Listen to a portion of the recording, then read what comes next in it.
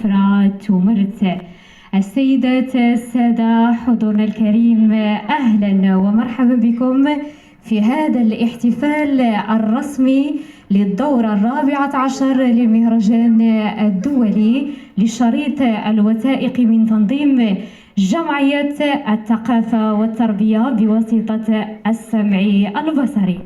ليلة افتتاح مهرجان الفيدادوك، وأعتذر عن عدم وجودي لأن المهرجان عزيز علينا بكونه هذا الفضاء الدافئ من أجل اللقاءات والتبادل والمواكبة الاحترافية. فأنا أرحب بكل ضيوفنا من مبدعين وأعضاء لجنة وحرفيين وعشاق السينما الوثائقية وجمهور مدينة أكادير الذي يرحب بنا منذ البداية. فأنا أشكر كل من يساهم في هذه المبادرات من فريق الفيدادوك ومن طلاب وأساتذة والنسيج الجمعوي والتعاونيات، وأشكر الشركاء الذين يدعموننا من المدينة ومن الجهة ومن المركز السينمائي، كل شركاء من داخل الوطن وخارجه. فأنتم لا تساهمون فقط في نشاطات ثقافية مهمة، بل تشجعون مواهب جديدة وجيل صاعد من السينمائيين. ونحن شاهدنا خلال السنوات الأخيرة من الورشات الحرفية التي يقوم بها الفيدادوك طوال السنة أفلام قوية، أفلام تحكي عن قصص واقعية، قصص بسيطة ورائعة ربما لأنها حقيقية. فأتمنى لكم أسبوع حافل من العروض ومن التبادل، وإلى اللقاء إن شاء الله.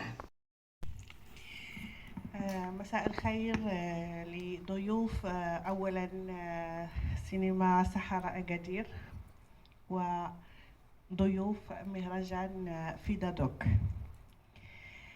مهرجان الفيلم الوثائقي سيمنحنا في دورته 14 فرصة لمشاهدة عشرات الأفلام من آفاق ومدارس مختلفة من أفريقيا وآسيا وأوروبا وأمريكا الشمالية. ستسمح لنا باكتشاف جوانب من العالم والتعرف على قصص الناس الحقيقية. هنيئا لفريق المهرجان الدولي للفيلم الوثائقي عن العمل الذي يقومون به من أجل استمرارية المهرجان وإشعاعه ومساهمتهم في نشر ثقافة سينمائية بالوطن وبمدينة أكادير خصوصا. مرحبا بضيوف المهرجان بأكادير أرض التسامح، مرحبا بالمهتمين بالشأن السينمائي ومقاما سعيدا بيننا.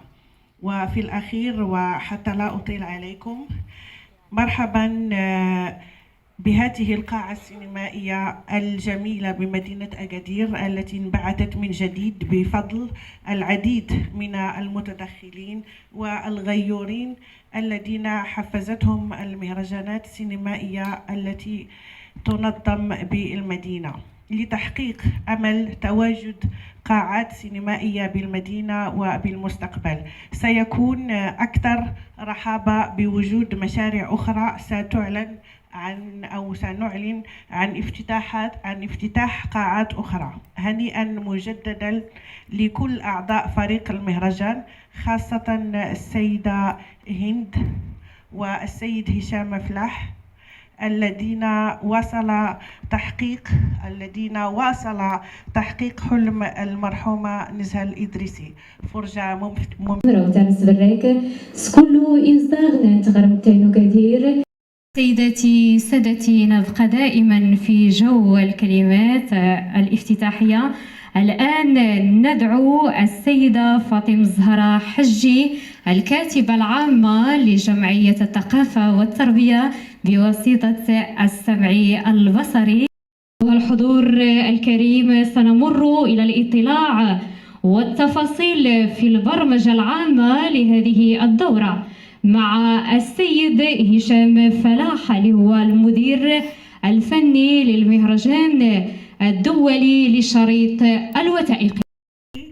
ويشرفني كثيرا أن أرحب بكن وبكم جميعا في مهرجانكم الدولي للأفلام الوثائقية في دادوك في دورته 14، والذي انطلق سنة 2008 والذي أعماله وإنجازاته على الأرض تتم بشراكة مع جمعيات المجتمع المدني، مع المدارس، مع الطلبة الجامعيين وأشخاص ضيوف يأتوننا من العالم. ومن خلال هذا المهرجان تقدم جمعية الثقافة والتربية عبر الوسائل السمعية البصرية تلخيصا لجل أنشطتها التي تنجز عبر سنة كاملة. بأكادير يقدم لكم مجموعة مختارة من أفضل الأشرطة الوثائقية العالمية يتم عرضها في سينما الصحراء بحي تلبرشت، إضافة إلى برنامج عروض متنقلة تجوب مدينة أكادير وجهة سوس ماسة وورشات لفائدة صناع الأشرطة المغاربة والأفارقة في إطار الخلية الوثائقية. Bonsoir, good night, good evening, we are between the 2 hours. Merci à vous tous d'être ici pour l'ouverture de cette 14e édition. Vous avez vu le mot de Inser, la présidente du festival, voilà, qui malheureusement ne peut pas être avec nous. Cette année, nous rejoindra peut-être d'ici la fin de la semaine, j'espère. Et vraiment, elle est de tout cœur avec nous. Et voilà, c'est quelqu'un aussi qui m'aide pendant toute l'année à faire vivre et à faire grandir ce festival.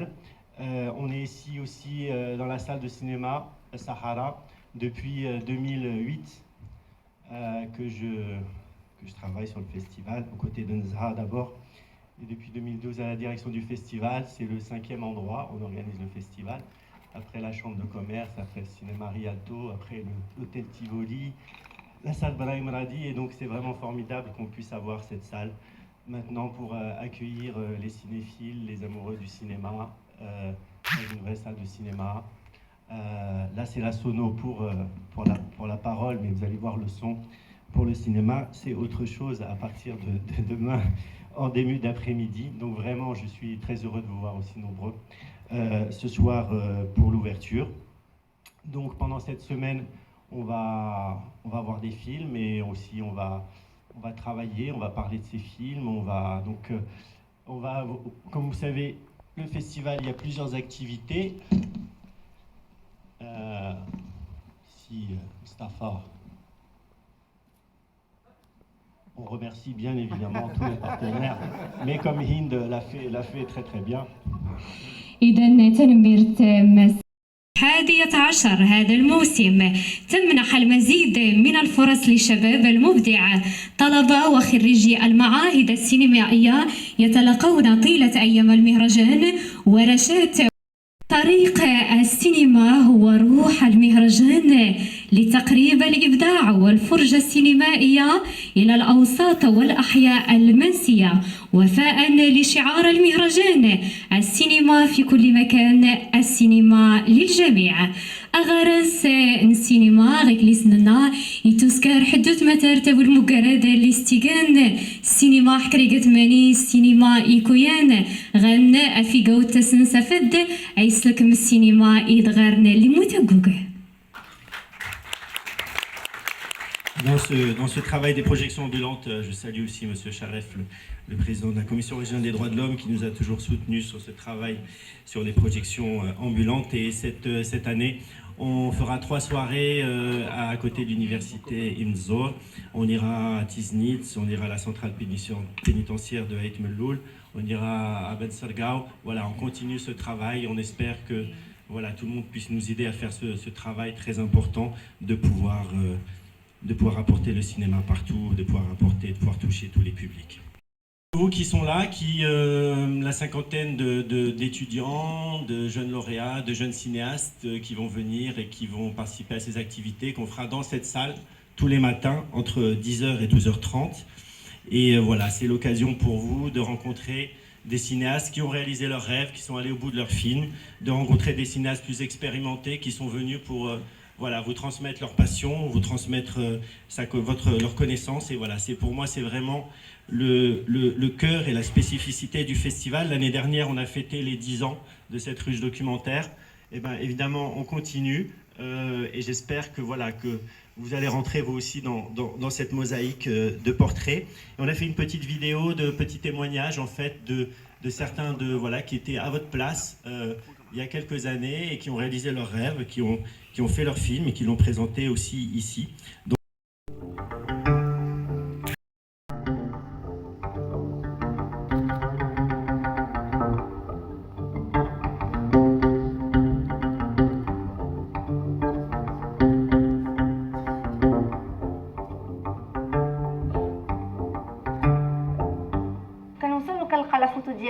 parmi les autres photos dans un cadre, donc tu te retrouves بحال واحد البوisson اللي رجع l'aquarium ديالو il respire. Le fait d'être ici aujourd'hui, de pouvoir leur raconter mon expérience aussi, je sais à quel point ça peut être utile parce que je me revois aussi à leur place à l'époque où j'avais aucune information et chaque expérience qui était relatée, chaque partage d'informations, tout était hyper précieux, c'est ce que je dis tout le temps, moi je prenais beaucoup de notes. Quand je suis arrivé à la résidence, pour moi tout était fin prêt, j'étais prêt à tourner dès le lendemain, j'étais sûr de mes personnages, sûr du projet et tout ça. Et tout d'un coup, il me montre que j'ai un bon sujet, mais il faut du travail, il faut du temps en fait de réflexion, du temps d'écriture, du temps de repérage pour avoir le langage et le style et la narration architecturale en fait que je veux en fait pour le projet. Qu'on ne vit pas toujours la même chose dans la ruche documentaire. Chaque fois, c'est adapté à ton projet. Et je trouve que c'est le point fort du FIDADOC et de la ruche documentaire, c'est que ce sont des gens qui viennent vers toi. Ce sont des gens qui viennent t'aider, qui viennent te conseiller, te suivre et t'épauler en fait. Si à FIDADOC, si ça ne s'était pas bien passé, je pense pas que le film allait marcher. توهلت يعرمنا اللي ديجانا إزموزال نسنا يكتني نفد أتسبغلونة تنفقيت نسنا حماس نتيرا السيناريو. المهرجان الدولي للشريط الوثائقي في هذه النسخة مبادرة تحت اسم قصص مغربية يستضيف فيها عشرة شباب حاملي الأفكار والسيناريوهات لأفلام وثائقية بشراكة مع المعهد الوثائقي الاسكتلندي وكذلك المجلس الثقافي البريطاني. إذن أيتما دي اسم حماس نوسك سادي لا ميغان أمينوت إكات أمينوت يغمرتاد ليغان سواساغ قصص مغربية دائما اللي حتكفى توهلت يعرمنا لي رئيس دوس غيك لسانتيني حتى تسبغلون تنفقي وين نسنح. Ce programme, donc effectivement, qu'on a monté avec Scottish Documentary Institute et avec le soutien du British Council, donc 10 jeunes qui ont été sélectionnés, qui ont suivi une formation en ligne et aussi à travers aussi une session de pitch aussi qu'on avait faite aussi pour leur projet. 5 ont été choisis, on les a accompagnés dans la réalisation de leur court-métrage. On présentera toujours dans le cadre de la ruche documentaire samedi matin. On aura l'occasion de rencontrer tous les cinéastes qui ont fait leur court-métrage, de projeter cette collection de courts-métrages. Mais on tenait voilà, ce soir à vous faire aussi un cadeau qui est de présenter en fait le premier film qui a été terminé cet après-midi à 16h. Je pense 16h, 17h, il est arrivé dans le serveur du projecteur de cette salle. Et la réalisatrice est avec nous et donc elle va pouvoir le partager avec le public. Donc je suis hyper contente que vous allez pouvoir, d'abord que mon film va être projeté lors de l'ouverture du FIDADOC. Et le film parle d'une rencontre entre une mule, des montagnes du Haut-Atlas et moi-même, une rebelle qui essaye de conquérir le sommet du Topral sans jamais y arriver. Donc la mule me supporte et m'aide à transporter mes bagages, mais aussi à me transporter moi-même lors des tronçons difficiles, des pentes raides auxquelles je n'arrive pas vraiment à rester à souffle, mais en même temps à cause de mon corps qui mal réagit au mal d'altitude. Merci beaucoup. Double hommage. المهرجان الدولي لشريط الوثائق عرفانا واعترافا بالوجوه السينمائية خصص تكريما استثنائيا للمبدعين المبدعة إيزا جنيني والمبدع أحمد المعلوني أيتما ديسما المقرد غيك اللي قسالميار عريسي مغور السغن اللي فانين جيجان كديانا حدغار اللي حيسورية. هذا هو الفرجة السينمائية عبر عروض بانوراما لثلاثة أعمال وثائقية. الوثائقي في هذه الدورة يمنح أيضا الفرصة للأشرطة القصيرة للمخرجين الأفارقة ويشارك في هذا الصنف 4 أفلام. كان الرسمية لهذه الدورة للشريط الوثائقي الطويل والفيلم الوثائقي الطويل فتضم 11 فيلما من جميع أنحاء العالم ولم يسبق عرضها في المغرب. حماس انتي زيادة رندو عندي دون لوحة النيت نصدر دي دون تيمونت نضافت لي ريوس فوستاي نيسورا لي ريوي تسمغورين حاد ستلت تيسكو زمروت والمقار أمضلان نأسرو أنتيم. إذن السيدات السادة المسابقة الرسمية للمهرجان الدولي لشريط الوثائقي تتشرف أو تشرف عليها لجنة تحكيم تتكون من 4 شخصيات بارزة لها كفاءة عالية وخبرة كبيرة في السينما وهم من الساحل العاج الكوت ديفوار الكاتبة والمخرجة Bientôt Diara. Bintou, juste te lever, te présenter au public. Donc Bintou qui vient de Côte d'Ivoire, cinéaste et qui travaille aussi d'autres médias. غيك اللي ديدنا حيلا ايتما ديسما زغت مزيرت فرنسا من فرنسا المخرج باتريك جودي وهو مشهور بأشرطته التي تعتمد على المادة الأرشيفية. إذن أرنس براك باتريك جودي حضر شنون أيتما ديسما. Patrick Jeudi, cinéaste qui travaille beaucoup avec les images déjà existantes, les images d'archives, et qui est aussi l'ambassadeur d'un de nos partenaires très importants, la SCAM, qui défend les droits des auteurs partout dans le monde.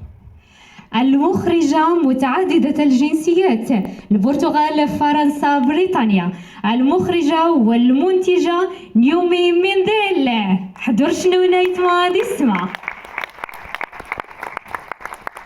Noémie a attrapé un coup de froid très fort dimanche. Elle va nous rejoindre, j'espère, au milieu de la semaine. Et d'autant plus que c'est elle qui a vraiment porté, beaucoup accompagné les cinéastes qui ont fait ces courts-métrages de Moroccan Stories. Ces stories, c'est son idée qu'elle fait à travers tout le monde. Et là, on est heureux qu'on a pu travailler avec elle pour cette série au Maroc. Voilà, c'est une personne extraordinaire. Et voilà, j'espère qu'elle va nous rejoindre très vite pour pouvoir partager ses goûts et ses discussions avec les autres membres du jury. حتى ما زرتنا حال المغرب من المغرب المخرج والمنتج محمد أكرم الماسي.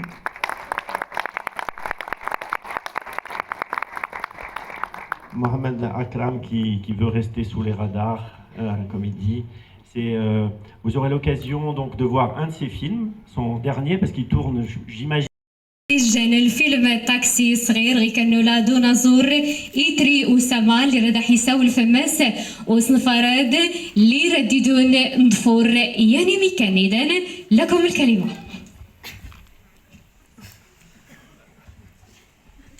مرحبا. أزور السلام عليكم.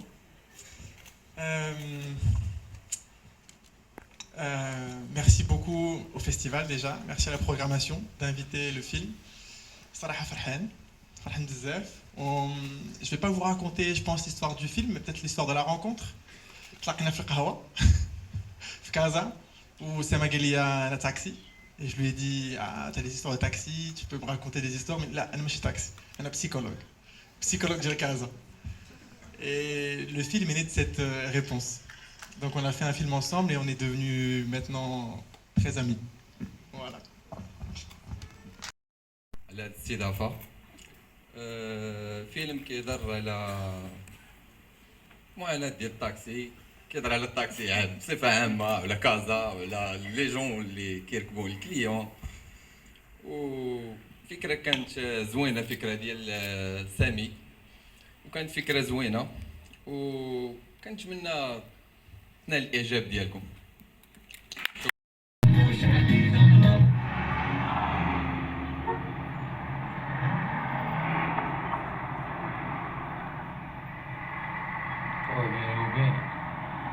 هاد العام الراجع مزيانين.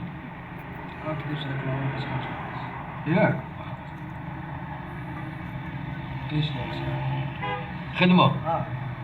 الله يسهل عليك. الله يحفظك. خدام هذا نيت؟ لا في حبوس بازارات، شي بازار؟ بازار. انا كنت خدام في بازار. وكاين قضية ماشي هذا. على هاد الايامات هادي هاد العام هذا مع انا كنبيع والو. لا ما كاين والو. السيمانة كاملة ما دخلنا فيها حتى درهم. وتخلص. اليوم السبت كيساليو بكري. علاش؟ حيت كيمشيو يهبطوا لحي حسن.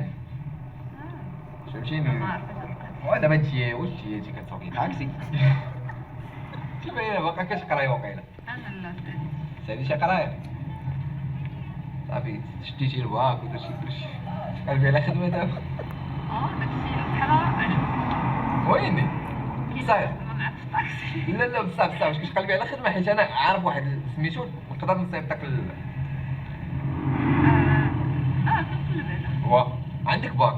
عندي الباك. واختي المهم انا حيت انا مرتي يلاه خدمات فهمتيني. انا تبغي تخدمي في بحال هكا بحال وفاكاش كاش بليس اجونس ولكن بحال هكا لي زونتر دابيل سي ميو احسن. سونتر دابيل شكل وهذاك شكل باش نشرح لك اختي. شي داكشي لي زونتر دابيل كيكونوا بلو بيون على داكشي. هما بلو بيون على هما كيخلصوا مزيان على لي زاجونس بحال هكا. غير هو ما تنسايش السونتر دابيل فيه داك ستريس، فيه العصاب، فيه الودنين، فيه راه كنت خدام انايا، راه كنت خدام سونتر دابيل.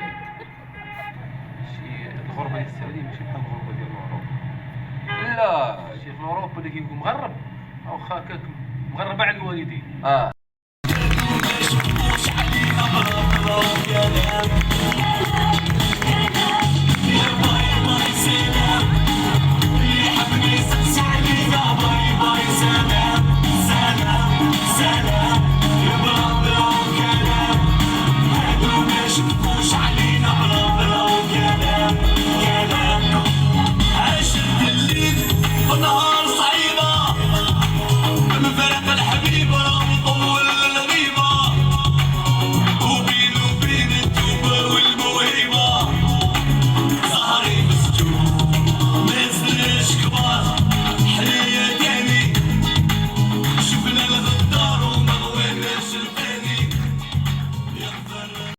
زنونة تنمير تبهرة يزيلنا.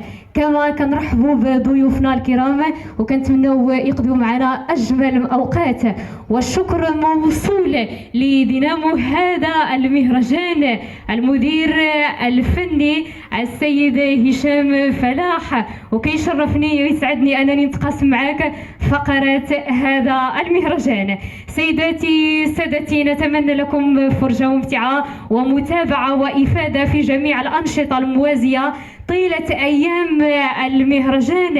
أنا عائشة إدعلاو، يتجدد اللقاء معكم يوم الاختتام لهذا العرس السينمائي.